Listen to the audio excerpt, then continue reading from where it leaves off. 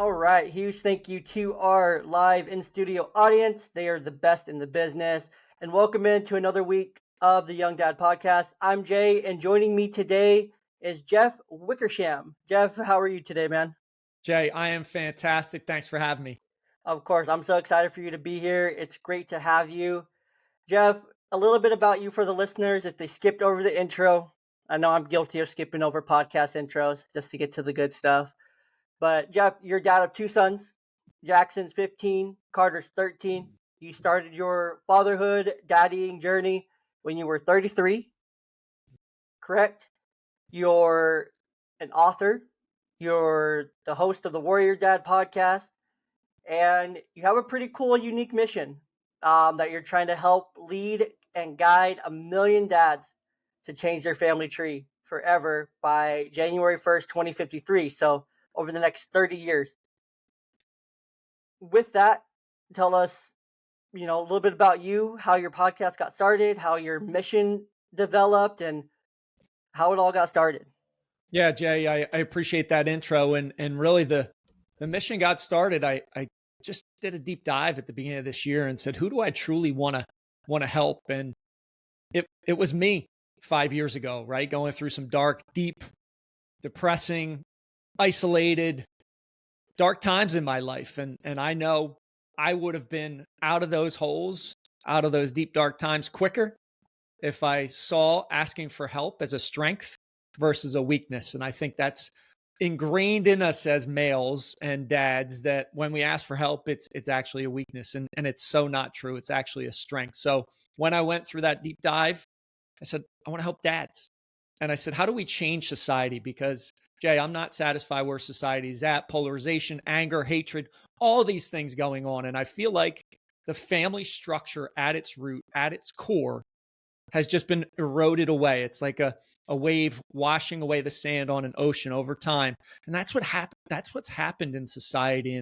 And dads aren't leading as the warrior for their family, as the warrior for themselves, as their warrior for their kids.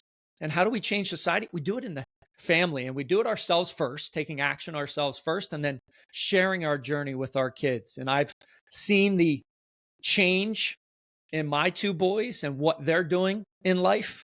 And it's so incredibly powerful. And I want to help other dads, like I said, in that 30-year time horizon, dedicating my next 30 years of my life. That's my North Star, to them changing themselves. But it only takes one dad to change a family tree forever. And that's how we need to think about our impact and what we can do in this life. And it's so, so incredible to be on that journey and be that guide for the warrior dads that choose to step up and have that courage to lead.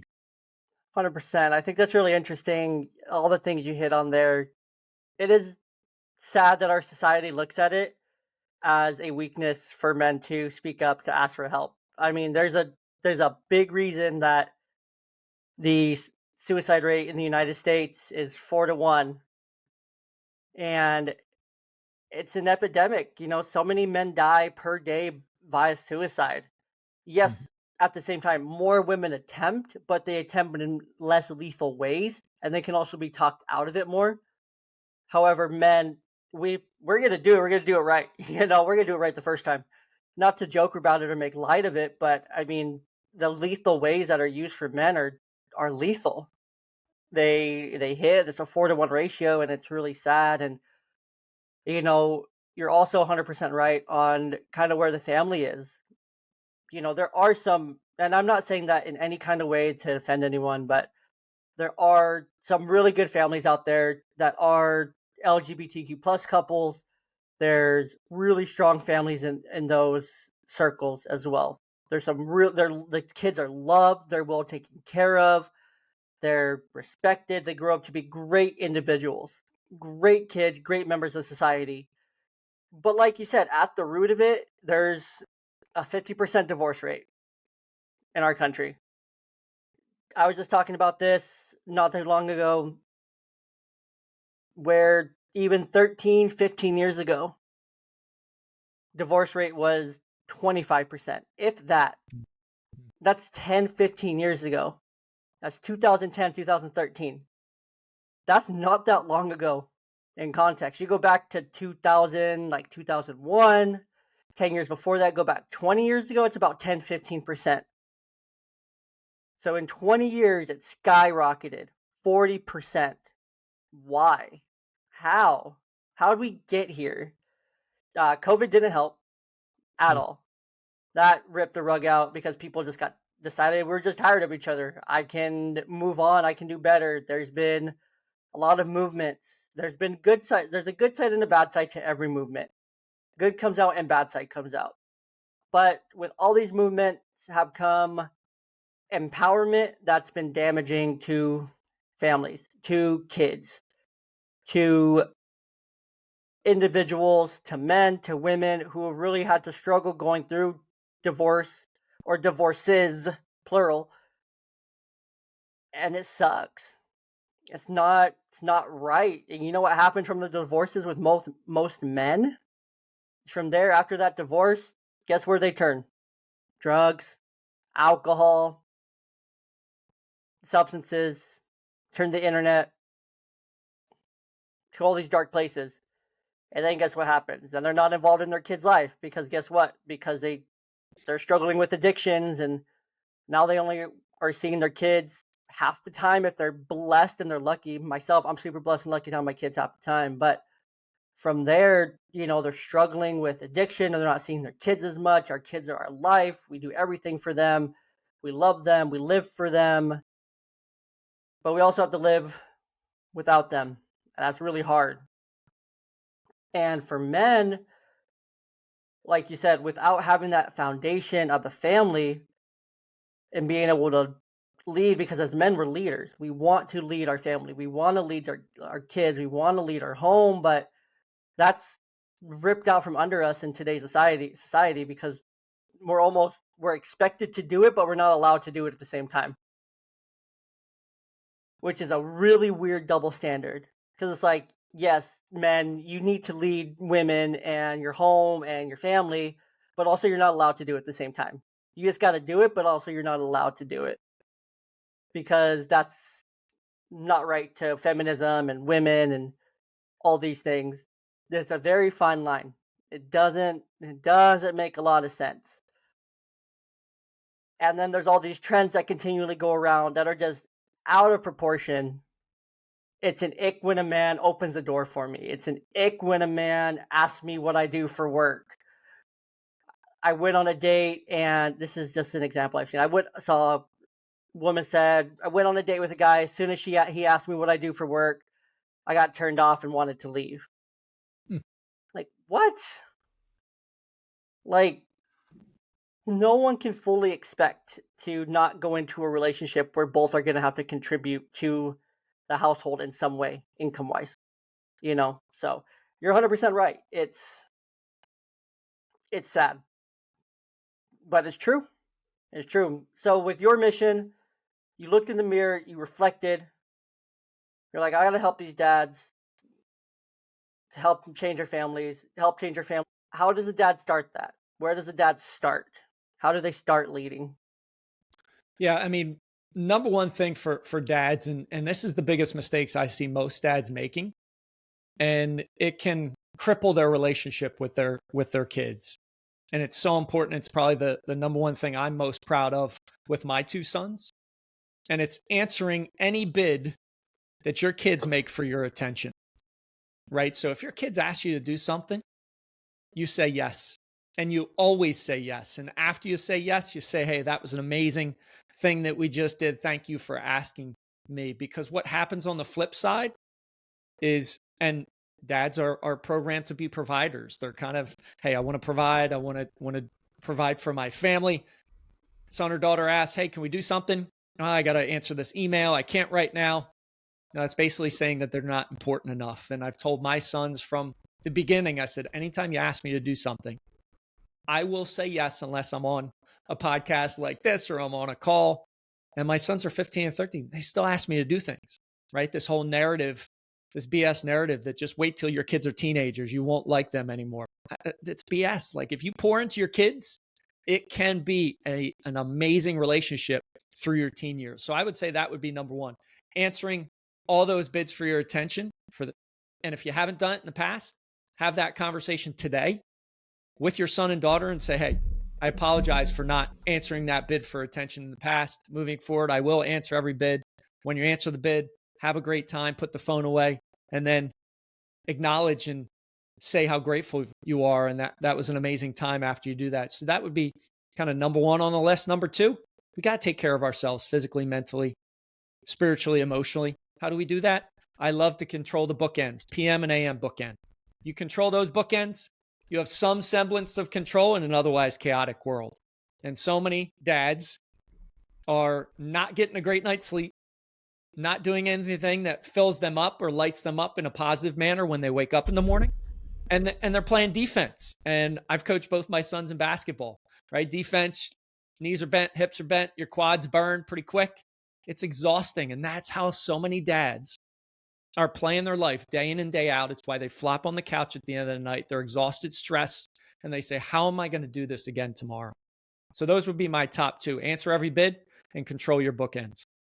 I think that's so important, especially the attention one. I mean, your kids, this is an old adage, our kids spell love Time.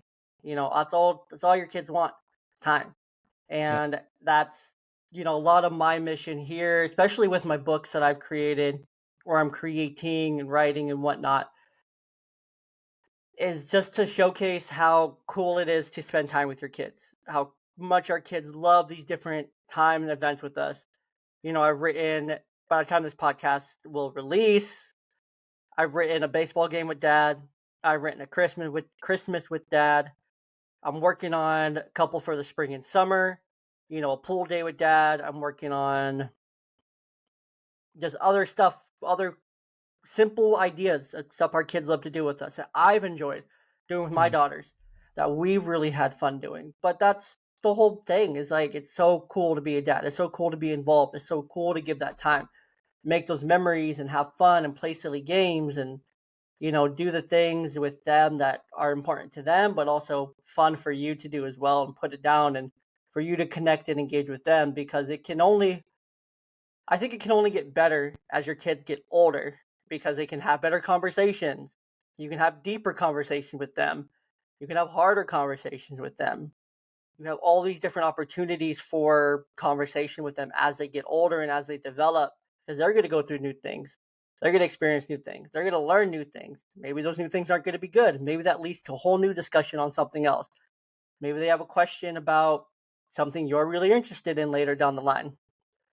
Fitness or podcasting or coaching or whatever it might be. You're able to have that conversation with them when they're 16, and it's a fun conversation, So I think that's so important to pour into your kids early and often, so then they continue to want you to pour into them. Because I feel when parents say you're not going to like them when they're teenagers, because as soon as they get to that certain age where they're independent and they can do stuff for themselves, they hop on the bus, they go to school and get themselves out the door. That's when parents kind of like, I'm done. Yep. Yep. I think that's the whole reason why I think it's a quote. I don't know if it's a quote or if it's actual statistic or what it is, but 90% or not 75% of the time we spend with our kids is going to be before the age of 12. Yep. 90% is going to be before the age of 18. Yep. And then the other 10% is the rest of their lives. Yeah. If that doesn't shock you, if that doesn't say, hey, oh my gosh, I've got to spend my time with my kids when they're young and pour into them, I don't know what does. And I heard that same number recently, and it's pretty impactful and powerful. Yeah, it makes you think like, oh my gosh, I'm only gonna spend 15% more of their life with them between the ages of 12 and 18. Yep. Like, I gotta make those first years count. Yes. Especially for me, being a parent that sees my kids half the time, like I have to cut that number in half. So I get 37.5% of time with them.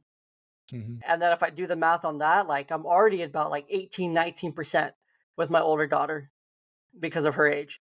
And it's like I'm already almost through my time. Right. And I would argue, if you intentionally pour into them early on, those numbers are going to change. Oh, right? With 100%. the 15 and 13-year-old, they still want to go to the Y with me. We spend a couple hours every Saturday and Sunday together, basketball and working out. So you can change that narrative. Those are the statistics. But man, if you pour into your kids and you show up and you answer every bid, you change that dynamic. And it's incredibly powerful when you can do that and spend more time with your legacy, right? That's your legacy that's going to Hmm. live on past you. Because they realize that you're there for them. They realize that you're showing up. That's ultimately what kids want. They want Yep. whoever's going to show up for them. They want that's who they're going to grow to. That's who they're going to gravitate to because they know you're consistent and they know you're going to be there. And they know you're going to be there, so they know they have an opportunity to connect with you. Yep. But you have to be there's a part of that though when you're answering that bid for their time. You said it very briefly. You have to be present. You have to put the phone down, tablet down, turn the TV off. You have to put it all down and you have to engage with them. You have to play with them. You have to do things with them. You have to sit outside with them or shoot a basketball with them or take them to the Y or do these different things with them. You have to do the engagement part of it. Because what's the difference is if you're going to go from home and you take them to the park, but while you're at the park, you're just sitting on your phone on the bench. Yeah. Yeah. What's the difference? There They, isn't. they could have played at home or playing at the park. All you did was change the scenery. What are you doing? The exact same thing. And you're probably grumpy because now it's hot and you're sitting outside on a bench and you're in the sun and now you're in a bad mood. And so you're on your way home. You're going to be grumpy and disgruntled and not going to be very fun. Your kids probably aren't going to ask you to take them to the park again. Right. And I love to change. Language is just so incredibly powerful, right? And I love to change have tos to get tos, Mm-hmm. right? And have to sounds, it kind of sounds like a burden. Imagine if you framed it up. I get to take my kid to the park. I get to be in the hot sun. I get to do these things. Then it's a privilege and it's a positive side of things. And then you can step into doing it more and it becomes, I mean, 75% by age 12. You are getting to do this. It's not a have to. You get to do this. So I just always love framing up language a little bit differently. No, 100%. That's so important. And then, taking care of yourself.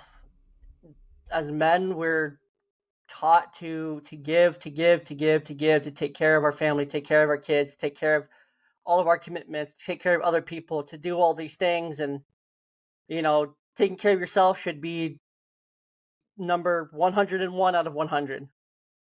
Not even an option. But what we don't realize is that resentment within your home towards your kids, towards your spouse, towards yourself, towards your job, then from there, you start to feel depressed, you start to feel anxious, you start to feel these feelings, they creep in, and then they snowball. You're snowballing now, and before you know it, that snowball is going to crash and burn, and then you're either turning to addiction, so you're losing yourself, or your family loses you because you just can't take it anymore. Yeah. And it's a very simple snowball. It's a very simple effect. I mean, there's not many other paths and places it goes, except for if you get the intervention and you find a coach or you find a program or you find yourself and you find the motivation or you draw the line in the sand and be like, nope, I'm not snowballing anymore. I'm going to hit that tree halfway down. I'm going to start climbing back up. It's possible. It's not always going to be the snowball. Don't hear Yeah. that. But you have to climb back up. You have to take care of yourself because if you're not climbing uphill, if you're not pouring into your own cup, how are you going to pour into all the other cups that rely on you to pour into them? You Yep. can't. You So, can't. so true. So true. I like to say every single thing impacts every other single thing. And you have two options. You can spiral up, kind of like your snowball, or you can spiral down. And when you ask yourself your question, hey, is this impacting me positive, helping my spiral up or spiral down? Then you can step in between stimulus and response and actually choose your response and say, no, this isn't helping me spiral up and close that gap between my potential and where I'm at right now.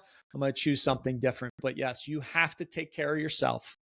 You want to be that leader, that tip of the spear for your family, that masculine energy that is needed in a family dynamic. You got to take care of yourself. It's why I train in the gym so hard. 48 years young, I'm in better shape than I've ever been in my life. But then it allows me to play all out consistently day in, day out. And my family feeds off that energy. And it's so, so important. Yeah, and that's huge for us men. Like we have to take care of our bodies. Because when we're taking care of our bodies, we're taking care of our minds. Because men, we just have so much more biological energy, and muscles and large motor movements are more important to our bodies and to our cognitive ability to be able to be working out, shooting basketball, or running, or swimming, or something. It's so important to take care of your bodies. Like for me personally, like when my divorce happened a couple years ago, I was the heaviest I ever been in my life. Okay. So heavy. I was about 230, 235. Like I was heavy. Um, from the divorce, I went into a pretty hard depression. I went into a pretty dark place. I wasn't eating. I had a really unhealthy relationship with food. But I went from 235 down to about 175 in the span, and I do not recommend this at all. This was not a healthy way to do it, but I went down really quickly. It was about 4 months I dropped all that weight. And it was maybe not even 4 months. It was maybe about 3-ish months, if I'm being 100% honest, because all I was putting in my body was minimal food, maybe one little meal a day, some snacks here and there, and a lot of caffeine just to keep me going. Right. Now I've floated back up from that because that was a really unhealthy weight. It was not sustainable. My protein was low, my vitamins were low. I had a blood panel done. It showed some things, and I needed to get my weight back up a little bit. So now I float right now about 190 ish. And I feel really good because I can do all the things I need to do. I can Mhm. do all the things. I can go to the gym. I can hit a hard workout if I really, really want to, or I can just hit a workout just to keep everything right, keep Yep. everything feeling good. I can play in the pool with my kids. I can hit the basketball court. I'm feeling like running and playing some basketball on a Saturday or something at the gym, or I can go and run around. I can coach my daughter's teams. I can engage in their extracurriculars. Like I can do all the things. Before, when I was a lot heavier and wasn't taking care of myself, because I was in that dark place, because of the relationship, partially because of just where I was, not taking care of myself, not allowing myself to have that time. Was I allowed to have it really? That's another story. But I wasn't taking that time for myself. But as soon as I did, man, I feel so good now because I don't worry about, is this shirt gonna fit? Am I gonna look okay going out? Are my kids gonna be embarrassed of me because their dad's very obviously overweight and not in good shape and looks unhealthy, looks tired, looks miserable, looks just upset, kind of thing. So I don't want that reflection to be on them Mhm. and any stigma that comes with that. So it's so important now that I take care of myself. Now I can pour into their cups a lot easier. They want to go outside? Sure, let's go outside. You want to go do this? Sure, let's go do this, kind of thing. It's always a yes. I'm not too tired or too lethargic or too hard on myself that I don't want to go in public. So it's really important to take care of yourself, and mentally it does so many good things for you to have the physical outlet. It really does. And they say, I mean, exercise gives you a little bit of Prozac and a little bit of Ritalin. Helps with your mood, helps with your focus. And that's something we as dads and men as physical, strong beings can do every single day to give us a boost in our mood and a boost in our focus. It is so amazing to me how many people just don't move their bodies as dads, don't want to stay in shape, think it's okay to have a dad bod and your wife's going to find you it's not the case. You're fed this lie. We need to be physical. We need to be able to have energy to answer those bids when we're maybe run down a little bit, but we have a little bit left in that emergency tank to be able to play with our kids and answer those bids and show up as the best version of ourselves and look in ourselves in the mirror and be proud of who we are. And that's so, so important. And I always like to say, when you're starting out, like if you're listening and saying, okay, yeah, that's great. You guys are talking about it. You guys are fit. Make it small, simple, and so easy. It's almost laughable. Don't go hit a 60-minute workout. Go for a 1-minute walk. Do it all week. Next week, double it. Go 2 minutes. And then you start to build this progress. And that's what we Mm-hmm.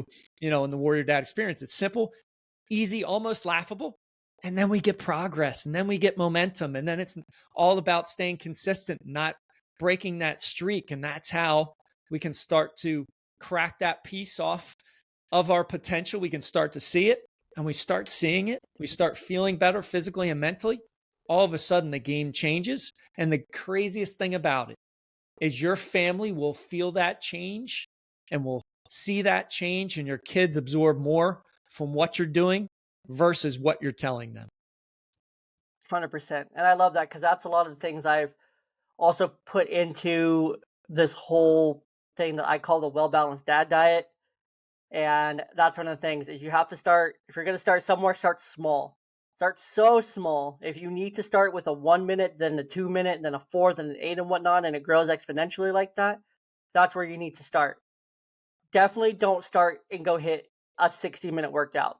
Take that from me. I hurt my lat a few months ago, and I had to end up taking just a few weeks off. I had to just take weeks off because every time I would go, I would want to keep hitting it, building it, and I knew if I just went, I wasn't going to have the self-control to not use that muscle group or a surrounding muscle group, and it was going to drive me crazy. And I had to take some time off. I had to focus on just some cardio and some other movements just to get the energy out, but it sucked. It was so hard because I needed to do that. But again, now getting back into it, starting to rebuild some strength in that, I have to do little weights. It sucks because it's such a large muscle group. Your lat, your whole back of your back, your shoulder area. It's a huge muscle, but having to rebuild that, doing little 10, 15-pound weights, it's not fun because you feel like you want to do more. I can do more. I know I can, but if I do, I'm going to hurt myself more. But I have to start small. And Yep. even with the well-balanced dad diet, and I recommend that same kind of format in all areas. I Yep. recommend 20, 30 minutes, 3 to 5 times a week. Something small, something chewable, attainable. If it needs to be smaller, make it smaller. But apply that to the different areas of your life. If you and your partner aren't connecting, boom, 20 minutes or 5 minutes a day, no phones, uninterrupted, talk, connect, do something, connect, reconnect by doing something in that time. Go on a walk together, take some space together, go to the bedroom and lay down together, hug for 5 minutes, whatever you need to do to connect, however that's going to look for you and your partner. With your kids, same thing. If you are really struggling with your relationship, you feel you don't have an hour to take them to the park, okay, cool. What can you do? What time do you have? Let me see your screen time. Let me see your screen time. Guarantee I can find you a couple hours right there for all these things that you're saying you don't have time for. Yep. But you have to start small. You have to start somewhere because you have to start. You have to start. And like you said, it's progress. If you go from 5 minutes to 10 minutes the next week, that's progress. That's a win. You have to stack those wins. If you and your partner went from hardly, saying good morning, kissing out the door, to coming home, having dinner, kissing goodnight, to now you're spending 5 minutes together a day. You guys both get 5 minutes to talk about your day. It's uninterrupted, no phones. That's a win. Like, that's a win. If you hadn't done anything with your kid for a couple weeks and you finally took them to do something and you guys loved it, had a bunch of fun, that's a win.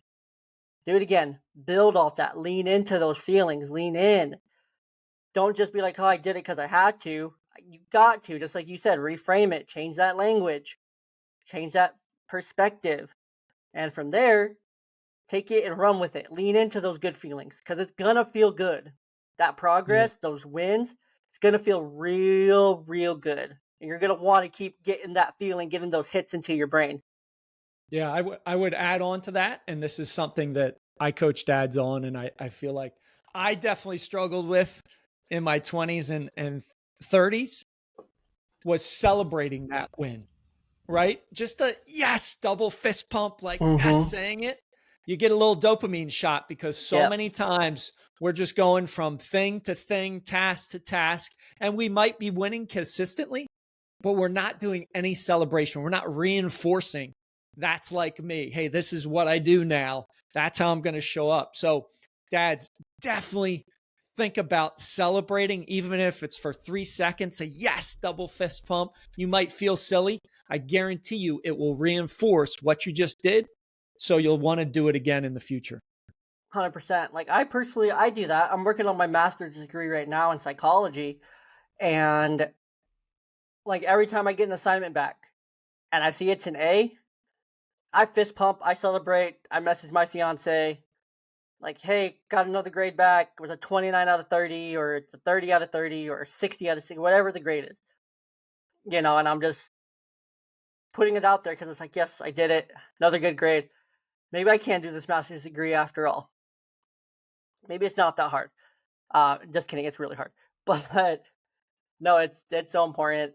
And then from there, you have to start small. You have to celebrate your wins, stack your wins, because all that is gonna pour back into yourself. That's Yep. all Yep. so important, and it pours over because not only with you doing that, if you're starting small and you're celebrating those wins, guess who's gonna see it? Yes. Guess who's gonna see you taking a little bit of time for yourself? Guess who's gonna see you spending a little bit more time with your partner? Guess who's gonna see a little bit more time being spent with them, seeing more effort, seeing more presentness? Do you know who's gonna see it?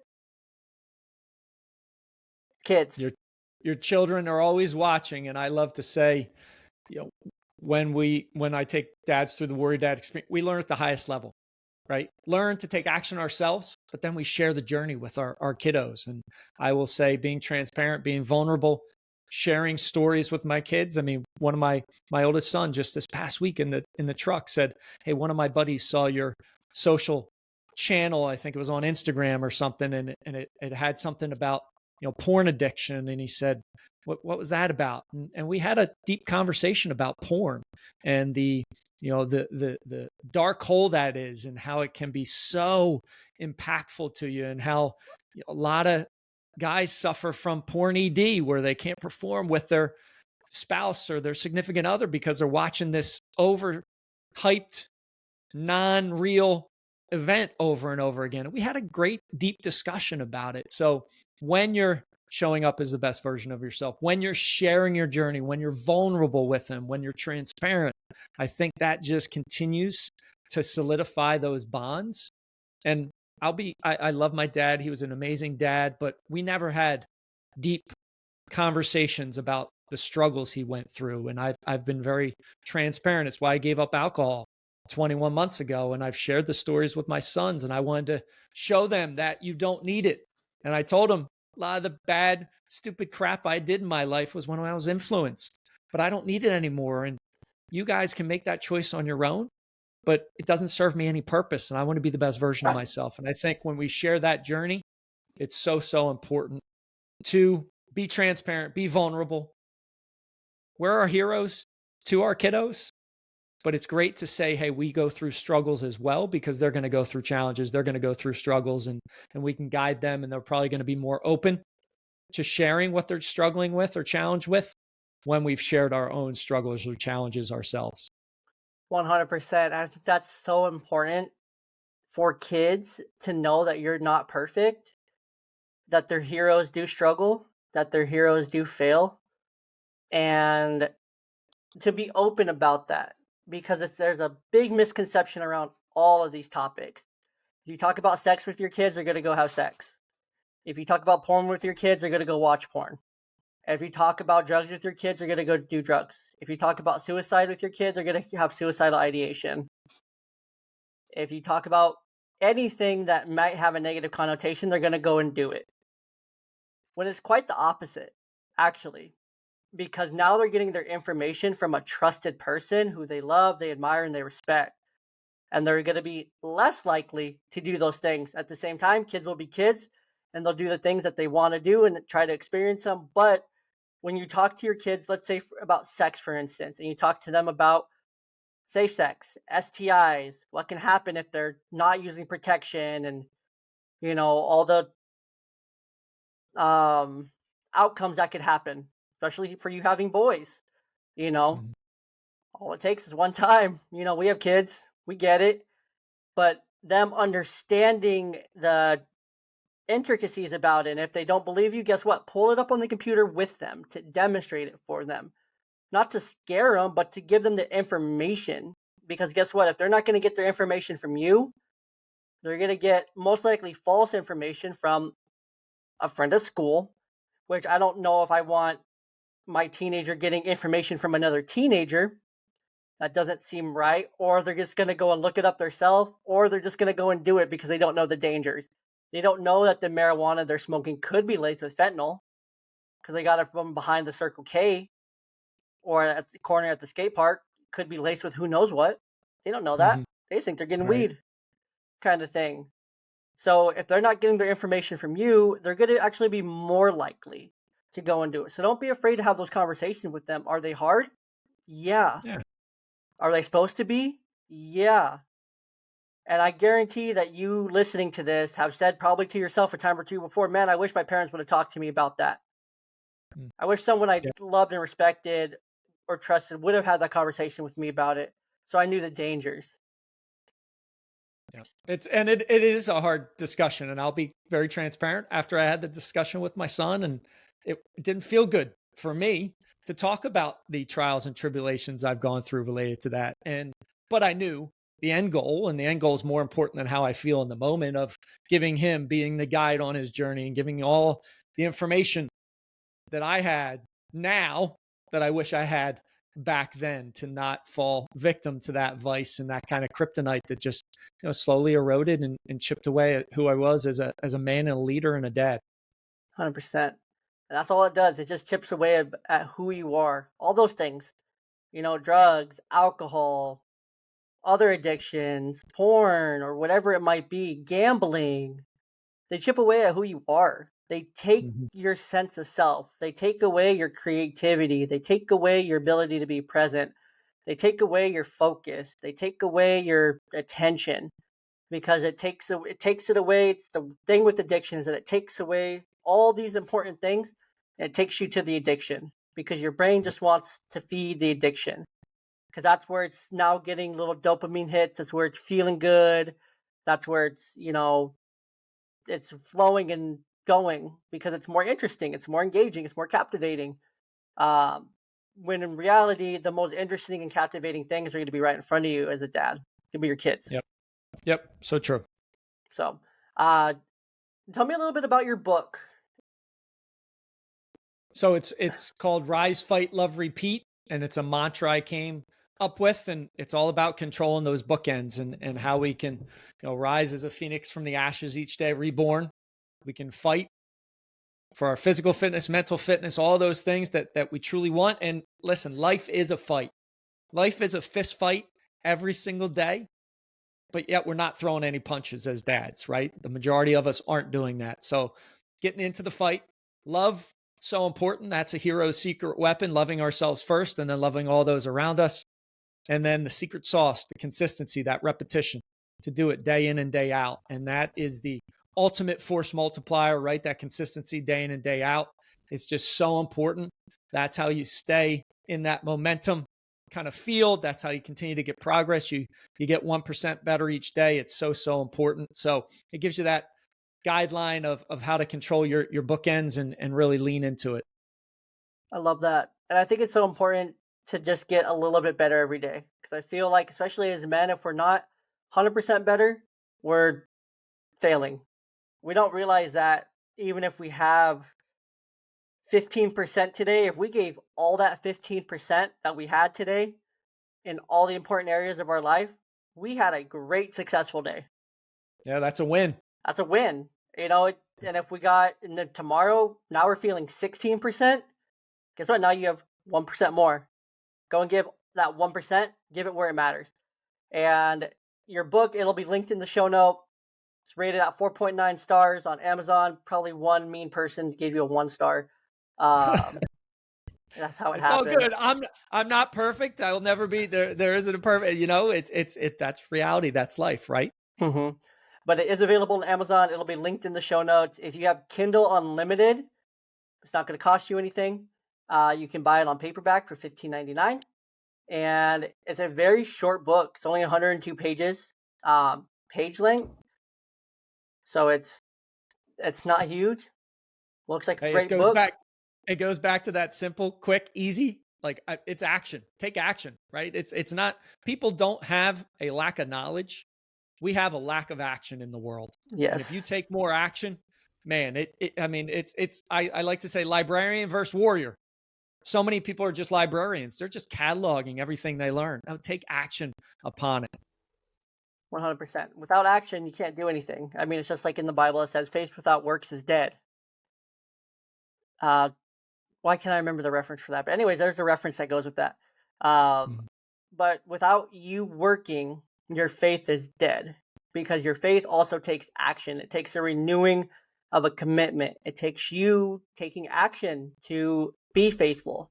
You have to pray. You have to be in the word. You have to be serving others. You have to be pouring into ministry. You have to be doing all these things. You have to be working that faith, talking to others, spreading the word. Of course, if that's your belief in what you do, but it's applicable here in what we're talking about because as a dad, without that action, you're only changing the scenery. Without that action to change the perspective from have to get to, that's Mhm. an action. Dadding is an action. It's a verb. It's an It's not a spectator sport, like I like to say. no, not at all. Dads, we don't babysit. We don't do these things, even though society wants to tell us that we're just glorified babysitters. So not Yep. true. Not true. Not true at all. And it's a frustrating sentiment. I don't know why I was gonna say sentiment, but sentiment. But it's society, and that's kind of how dads are portrayed. It's how we've always been portrayed, especially in media, TV shows. Just as these TV dads, they're probably really good dads, but they're just portrayed as buffoons, as silly characters that are just kind of there for because they have to be there, but they're Mhm. not super engaged, not super involved. They're kind of second fiddle. They kind of get walked on if they're told to be quiet or to not do something, or they're talked back to. They kind of just walk away and go with it, whatnot. And that's how TV portrays dads. You have to be active in your kid's life to make sure that they know that that's just a TV show. That's not their reality. Your reality is your dad's right here. I'm involved. I love you. I care. I'm here to help you. I'm here to get you through. I'm here to guide you, lead you, set the example, and be here for you, and to love you unconditionally through all of it. Through all Yep. of it. It's so Yep. important. Yep. So, are you ready to jump into the YDP3? Let's go. All right. So, the YDP3 for the listeners, if you're new here, really hope you're not new here. This is going to be episode 57. But the YDP3 is 3 questions that every guest gets to answer. And they're a lot of fun things. So, make sure you listen close. Hopefully, your snack and your juice box have a little bit left. So, the first one here, Jeff, where are you rooted? And this could be for the listeners to understand this question where you're physically rooted, where your roots run. So, like values, things like that. So, go ahead. Legacy is mine. And I lost my mom to breast cancer 9 years ago, almost 9 years ago. And the last deep conversation I had with her was she was scared she would be forgotten. And I thought about that. And I'm living my days building a legacy that will last generationally forever. I'm setting my sons up for success. And I even did some deep dive in my legacy from a family perspective. Both sides of my family, I had people that fought in the Revolutionary War. So, like, you think about the legacy before and how do you want to leave a legacy moving forward? And that's why my mission is so big and so bold. A million dads. I mean, imagine the butterfly effect that can have, the ripple effect that can have on society of these men standing up, being leaders. So it's all about legacy. It's all about thinking about that and foundationally paying it forward for my mother, because I made her that promise, that last conversation of saying, I'm going to carry your positivity. I'm going to carry your hope. I'm going to carry your outlook moving forward. She battled breast cancer on and off for 17 years. And I'm going to share that with my kids, and I'm going to share that story over and over. So your legacy will live on. And I want my legacy to live on and pay it forward to the next generations that come in my family tree. Love that. I love that. What grounds you? Discipline. Daily discipline of controlling those bookends, doing it day in and day out. Today was 2,117 straight days of meditation. So 5+ years. Controlling those bookends got me through COVID. I was owning a gym at that time, had to shut it down. Everybody went sideways when COVID happened. So many of us went sideways. People kept asking me, you still getting up at 5 a.m. and stacking your wins? Absolutely. These are non-negotiables. That's the foundation and stability I have each day to control those bookends and play all out. So discipline, having non-negotiables, having standards, living that way, sharing it with my boys, those are powerful things for me. I love that. Love that. And lastly here, what advice do you have for a dad that's, he's in a really dark place, just can't seem to get out of it? What are you saying to him to help him start the climb out of that dark place? Have the courage to seek out somebody in your network to have a conversation with, because we think we're the only ones going through those dark times. I could tee up a golf ball and hit it in my neighborhood right now, and I guarantee you I'm hitting 5, 6, 10 houses with dads that are going through similar dark times. You are not alone, and there is nothing wrong with you. You just haven't figured out the system for sustained success. And when you open up to somebody else, and I had a guy that opened up in class 1 of the Warrior Dad Experience. I had coached with him years ago, and I remember going on a walk/run with him, and he got to a point and he kind of turned away from me, Jay. And I said to him, I said, what's going on? And he got really teary-eyed, and he said, I haven't had hope in a long time, and you're giving me hope. And he transformed his life through these 10 weeks, and it was amazing to watch. So just know, you just need to have the courage just to take a step and have a conversation. People are so willing to help if you just have that courage to ask. And back to your point, what we talked on earlier, one of the reasons why I leaned into dads is I had 2 instances of dads committing suicide to start the year, leaving 3 kids, leaving 4 kids. And I just said, I want this to stop for men, for dads, because they're not there for their kids anymore, and their kids are going to be dealing with that trauma and that pain moving forward. So just having the courage to ask for help, that's all you need to do. And then others will guide you, will lead you, will give you that hope, will give you that positivity, will help you through this dark time. And it's just so important. The courage, the strength to ask for help. And it is a strength. It's not a weakness. And just know there are a lot of other people out there dealing with the same stuff. You just need to reach out. 100%. I love that. And that's so important. You said it perfectly. There's people out there who want to help you, who will help you. You have to reach out, or sometimes they're reaching out to you and you're denying them. I know I was so guilty of that after my divorce. I had some really close friends in college that were reaching out that I was just like, don't talk to me. I don't want to talk to you. I don't want to talk about it. I don't want your support. I don't want your help. I pushed them away, and I really regret doing that. Yeah. And since I've had to go back and apologize to them, because I knew that their intentions were right. But in the moment, I was like, don't talk to me. I don't want your help. I can do this on my own. You're not going to get it. You're not going to understand, kind of thing. Yep. And it was made it harder to get out of that. When I had a network, like you said, you could go to any neighborhood, hit a golf ball. You're going to hit 5, 6 different houses of dads who are going through the same thing. In your community, your neighbors. If you live in an apartment building, guaranteed half the dads in the apartment building are going to feel that same struggle. Yep. We're all feeling it. We're no different from one another. The way we're feeling it and why we're feeling it, that might be a little bit different. But at the same time, we're all feeling the same thing. We're all experiencing it a little bit differently. And it's so important to lean on each other, to find that support, find that community, to find where you can have that hope. Because that hope is what's going to get you through it. Yep. Even if you have to pull that hope from someone else. Yep. And here, I'll put my money where my mouth is, right? Here's my cell phone. If you don't have anybody, send me a text in your time zone. Complimentary, no obligation, 30-minute coaching call, 610-564-2107. If you don't have anyone, send me a text and we can spend 30 minutes and I can help you, because that's what we're up against. And I just want to lay that out there to your audience. I love that. I appreciate that. While we're out of here, to close up, tell the people where they can find you. We've mentioned the Warrior Dad podcast. You can find that on Apple's. That'll be linked on Apple Podcast. That'll be linked in the show notes. We talked about your book. I'm blanking on the title, but you can find that on Amazon. That'll also be in the show notes. The people can also find you all over the place. We connected on LinkedIn, of all Yep. places. But, Yeah. personally, God makes no mistakes. He knew we needed to connect, and that's where we connected via. Um, and I love that. But where else can the people find you? Yep. And the book is Rise, Fight, Love, Repeat out Yes, on it's Amazon. Fight, So Love, you have Repeat. that.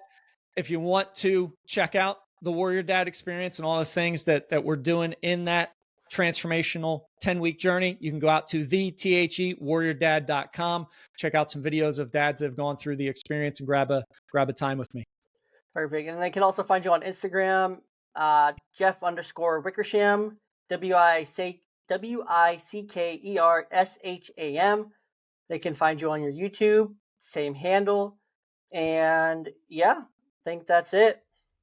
Awesome, man. Thank you so much. Of course, I appreciate your time. Audience, do your thing.